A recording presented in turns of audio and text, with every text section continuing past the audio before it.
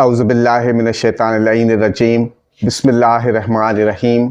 تمام تعریفیں اس ذات واحد کے لیے جو بولیں تو سنتا ہے اور نہ بولیں تو جانتا ہے، اور بے شمار درود و سلام ہوں محمد و آل محمد پر، جن کے طفیل اللہ رب العزت جل شانہ تمام مخلوقات عالمین پر مہربان ہوتا ہے۔ ناظرین کرام، السلام علیکم ورحمۃ اللہ وبرکاتہ۔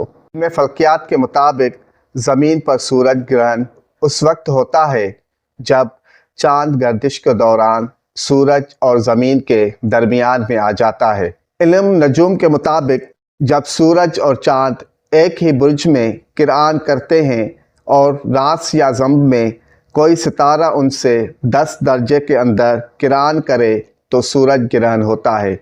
یہ جتنا درجہ قریب ہوگا اتنا گرہن مضبوط ہوگا۔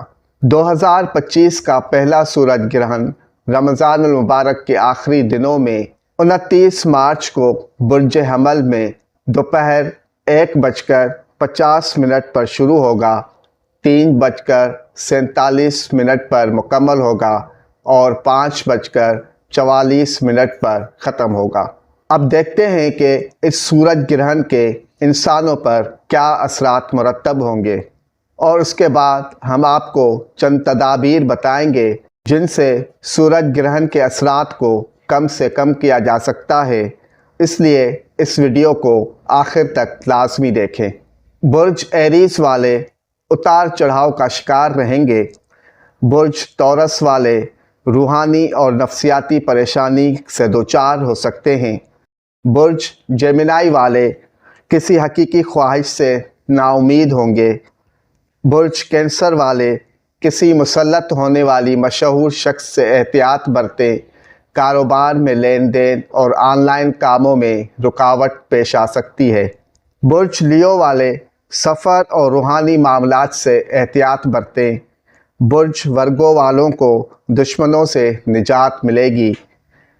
برج لبرا والوں کو شریک حیات سے پریشانی پیش آ سکتی ہے۔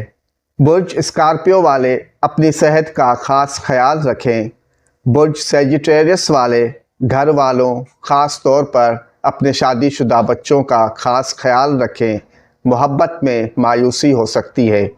برج کیپریکون والے گھریلو پریشانیوں کا شکار ہو سکتے ہیں۔ برج ایکویریس والے اپنی زبان کو قابو میں رکھیں۔ برج پائسس والوں کو مالی اور کاروباری مسئلہ لاحق ہو سکتا ہے۔